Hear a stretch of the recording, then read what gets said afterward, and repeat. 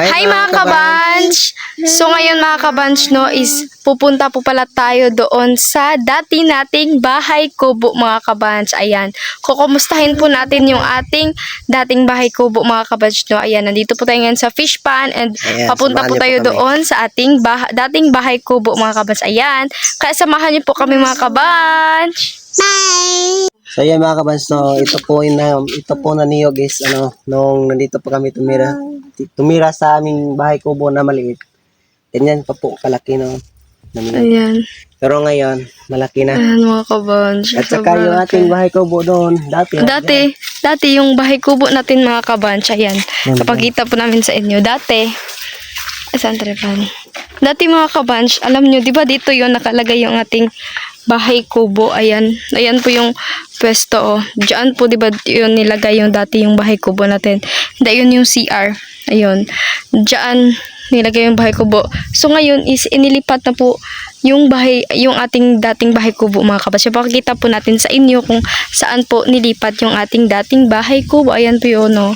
Po mga kabanch, dito na po inilipat yung ating dating bahay kubo. Ayan. And, ayan yung mga kabanch yung tawag doon. Ano tawag dyan mga kabanch? Ano tawag dyan? Biasong. Yan. Biasong, diba? O, inilapit yung ating bahay kubo dyan sa may biasong. Ayan. Nakakamiss yung ating dating bahay kubo mga kabanch. Madaming mga memories ko dyan yung nagbubunti sa Kuang Kylie, no? Ayan, no, inilipat na po siya. Yung pinatira namin dito kasi hindi po kami nakatira dito mga ilang taon. Pero nung nakaraang buwan is wala pong matitirahan yung kapatid ni Papa, yung si Auntie Evangeline. Malayo po siya sa kanya mga anak. And pinatira po namin siya dito para may naman dito sa aming bahay. Para di naman siya masira. Pero kung may pera siya na ipang pagawa ng bagong bahay, ilipat din siya naman. Yan. Pasok tayo dito. Kaya mga kabans, no? Dito yung mga gamit nila, kaldero, plato, galon. Ayun, nakakamiss mga kabanch. Ayan. Oh. Ayan. Maganda pala siya pag maliit ay medyo hindi siya mahaba yung mga haligin niya. O dati kasi di ba kasi mga kabanch sobrang haba ng mga haligin yung mga kabanch na, pero ngayon tignan nyo, di ba? Ano lang natin, ayan, di ba nakakamiss mga kabanch, sobrang na hindi tulad nung dati, di ba, na sobrang taas doon yung sa kabila pa nila ay ayan, inilipat nila dito. So di ba mga kabanch, nakakamiss talaga dito sa fish pan mga kabanch, no? Maraming mga memories. Alam nyo mga kabanch, itong bahay na to is tinayo to nung buntis na ako kang Kylie mga kabanch. Dito na kami tumira dito sa dating bahay kubo na to mga kabanch. Kami dito. Oo. And alam nyo, and dito kami tumira sa 1 month na yung tiyan ko. Tapos pagka 7 months ng tiyan ko is doon na kami sa mga kabanch, sa baryo na kami tumira kasi kasi alam nyo naman na malapit ka ng mga anak, so lumipat kami doon kasi para naman madali lang pumunta kami sa hospital ba. Pag dito kasi kami nung 7 months yung tiyan ko, malayo-layo talaga. Pero sa ng Diyos mga kabanch, no, nung dito kami tumira na hanggang 7 months yung tiyan ko, pero okay naman dito. Mas maganda talaga dito tumira mga kabanch kasi medyo mahangin lang, ganon, di ba? Sobrang fresh lang ng mga paligid, ganon. And then, hindi ka sa mga uulamin nyo kasi may naman dito, may tulya, may mga alimango, may isda, ganon naman mga kabanch, no. Sobrang ganda lang talaga dito sa fish pan kasi napaka-fresh lang talaga ng mga tanawin. Ka talaga ba, stress reliever mo. Wala talaga yung mga stress mo dito sa fish pan. Ano masasabi mo, Care? Anong mo dito sa fish pan na Mga kabans, no, sobrang na-miss namin dito maganda naman dito pinirahan sa fish pan. Yung mahirap lang dito is yung pagigib ng tubig. Kailangan talagang magpambot at saka magmarupit. And mahirap dito pag walang kuryente, lalo na kapag nag-vlog. Maganda naman dito kasi presko and malayo tayo sa mga iingay. Makakatulog ka ng maaga. Maganda dito talaga mga kabanch. Nakakamiss lang talaga sa fish pan. Then malapit din tayo sa pera kasi dito lang, may binta dito. Dito lang yung alimango, bagungon, banisig. Ayan, marami. maganda Diskarte talaga. lang talaga kung madiskarte ka rito. So, alam niyo mga kabanch, no, simula nung tumira ako dito mga kabanch is marunong na akong kumuha ng tulya, ganon, magbagos ng walis, mga kabanch, magpaod ng nipa, di ba? Madami akong natutunan dito sa fish pan mga kabanch na dati hindi ko pa talaga alam sa mga ganyan mga kabanch, pero ngayon sobrang dami ko talaga natutunan dito sa fish pan. Kaya marami talagang memories dito sa fish pan. Na-miss lang namin kasi tumira kami ngayon doon sa barrio mga kabanch is ilang years na, magto 2 years old na si Kylie, di ba? 7 months pa yung tiyan ko, tumira kami doon. And ngayon is magto 2 years old na si Kylie ngayong February, di ba? Tagal-tagal na din namin doon sa barrio. Tatlong taon na ngayong December 15. Yun. Mm. Di ba? Nakakaano lang. Napaka-peaceful lang talaga dito, no?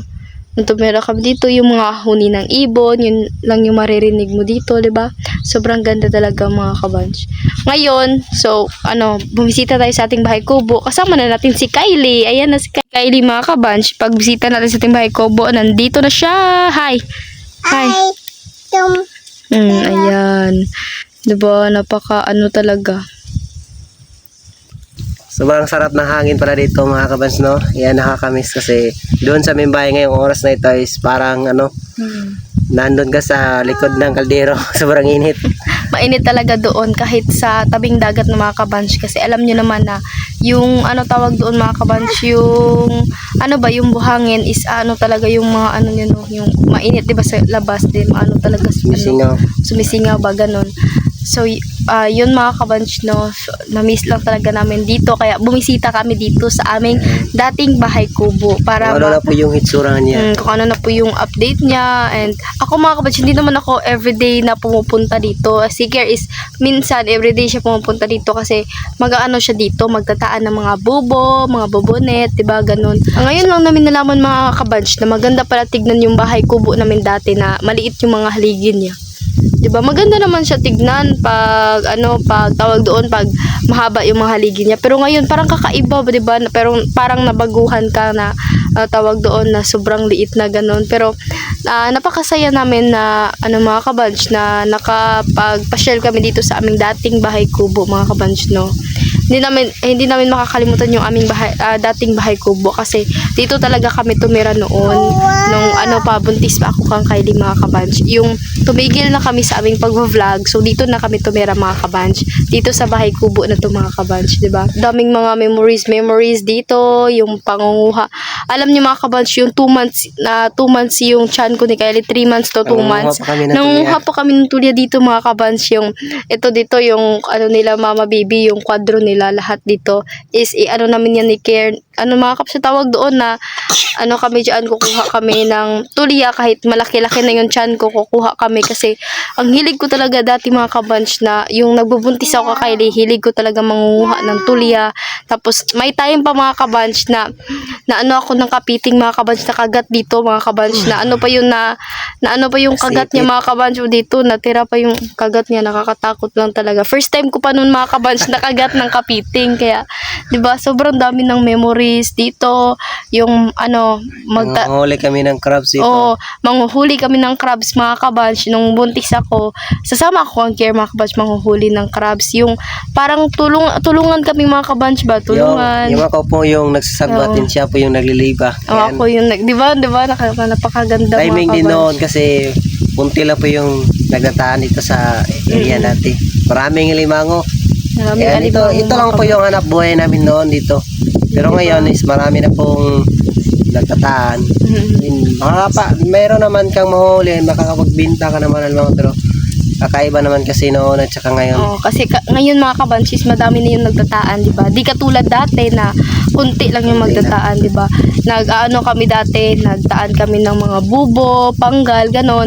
Magsasakay kami na ngayong baruto mga kabanchis. Si Kier, nagasagwan siya, and then ako naman is magliliba ng mga bobo. Kahit malaki ng tiyan mga kabanchis, nagliliba pa rin ng mga bobo net. Ganyan dapat, ganyan talaga mga kabanchis, no? Dapat tulungan lang ba, ganon, di ba? Tulungan lang sa mga trabaho. Alam niyo naman mga kabanch, pag dito ka na talaga sa fish pan tumira mga kabanch, no, wala, hindi ka na talaga mag-arte-arte mga kabanch. Kasi pag dito mga kabanch, pag ma-arte ka dito mga kabanch, hindi ka talaga maano mga kabanch. Tawag doon, sa taga na Hindi ka mabubuhay rito kapag maarte ka. Maarte ka. Dapat, kung ano yung, mga kabanch, no, kahit ano, di ba, kahit anong namin, na magtataan kami, mangunguha kami ng tulya noon, mga kabanch, yung memories namin dito, kukuha kami ng tulya, tapos, pagka 1 week nun mga kabanch, iniipon-ipon namin yun, everyday kami mangunguha dito ng tulya, tapos, after 1 week, ibibenta na namin, parang, parang, di ba, dami na yun. Anong time na yun is 1 week nakakuha kami ni Kier ng 12 na taro mga kabanch, 12 na malalaking balde mga kabanch. So ang benta nun namin doon sa dahikan mga kabanch is 1,000 plus yun mga kabanch, and yung pera na yun is dati mga kabanch no is yun yung binayad sa ultrasound ko mga kabanch, di ba? Ano talaga no, napaka lang talaga, sikap lang talaga dito sa fish pan, and dati nagsasasa si Kier ng nipa, and then magpapaud-paud kami, tinuturoan ako ni Kier na magpaud ng nipa, di ba? Para matuto ako magpaud mga Okay naman kabanch. yung buhay namin dito sa fish pan. Ganda naman dito mga kabanch. Malapit lang ka sa pera kapag diskarte doon sa malapit sa kalsada is mahirap naman doon kasi lahat ng nakikita mo bibilihin mo. Hindi naman dito is kung mag-ano ka ng flashlight, maghihanap ka ng mga isda or alimango or kayamas or tulya. Wala namang bayad yun. Pag nandun ka sa highway, may mga bayad kunting na. saging na maliit. Lahating May bayad na talaga. 20 pesos na yun. Iba lang talaga mga kabanch kung nandito ka sa fish pan or nandoon ka sa baryo, di ba? Sobrang Dito sa fish pan, pag may mga tanim ka saging, yan, pag may hinog Libre na, lang. libre ng ulam. Oh, yan. libre lang mga Yan yung ibig sabihin na magsisikap na pag hindi Diba? ka dito, wala ka sa diskarte, wala talaga. Alam nyo mga kabanch, kahit madaming nagbabash sa amin mga kabanch no, na bata pa daw ako mga kabanch, pero alam niyo naman mga kabanch, hindi niyo naman alam mga kabanch yung pinagdaanan namin, di ba? Madami talagang pagsubok na dinadaanan namin ni Kier mga kabanch no, pero nakayanan pa rin namin mga kabanch. And sa mga nagbabash sa amin mga kabanch no, nagpapasalamat talaga din kami mga kabanch sa nagbabash sa amin, kasi di ba yung mga nagbabash sa atin mga kabanch, maaano natin sila, di ba? Para yung mga comment nila, maaano din natin na may pagkakamali naman talaga tayo. Pero lahat naman siguro ng tao mga kabanch hindi perfecto, nagkakamali naman. Kaya okay lang, bash lang kahit ng bash dyan. At least wala po kaming inaapakang tao. Ayan, yun lang po aming mga kabanch no. Ayan. So yun lang mga kabatch, shinare lang namin yung mga namin dito noon sa fish pan mga kabatch, yung mga tawag doon ba yung mga Memories. lang mga kabatch no, lang namin sa inyo yung mga memories namin dito sa aming dating bahay kubo dito sa fish pan mga kabatch. Alam niyo mga kabatch, nagpapasalamat kami talaga sa inyo ng sobra mga kabatch, dahil sa inyong mga support and sa mga basher namin, nagpapasalamat pa din kami sa inyo din mga bashers, mga supporters. Ayan, thank you talaga sa inyo, kasi kung wala, alam niyo mga kabatch, kung walang mga bash, hindi mo mababago yung pagkakamali mo, di ba? Hindi yung mga walang magsasabi sa iyo ng ganyan o di ba? Pag maano mo yung sinasabi nila, parang maano ka rin, di ba mga kabanch? Tawag doon, basta maano ka talaga sa mga comment nila. Pero okay lang yun, di ba? At least pinagtama namin yung aming pagkakamali mga kabanch. Ayan. Kaya di ba? Ayan o. Okay lang, di ba? Masarap dito matulog, magtambay, kasi ngayong anong oras ngayon, masarap talaga magtambay dito kasi sobrang fresh ng hangin. Ayan. Papakita ko sa inyo mga kabanch yung mga sa ating bahay, dating bahay kubo mga kabanch, yung ng itsura niya. Ko ngayon.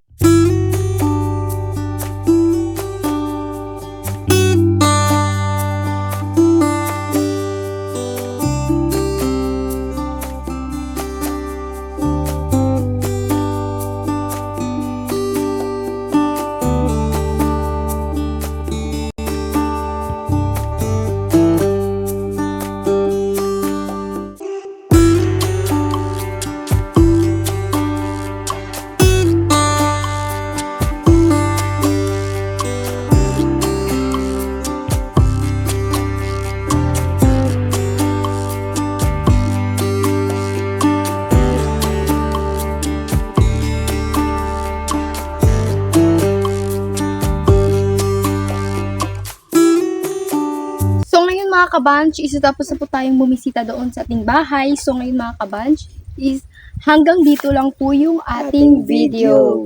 So ngayon mga kabanch, no, is nagpapasalamat po talaga kami sa inyo ng maraming. So ngayon mga kabanch, sana po nagustuhan po niyo yung ating content ngayon mga kabanch. And yun lang, please don't forget to like and share and subscribe to our YouTube channel. At kami ang Curly ang sabing dapat stay safe lang. Bye! Bye dito!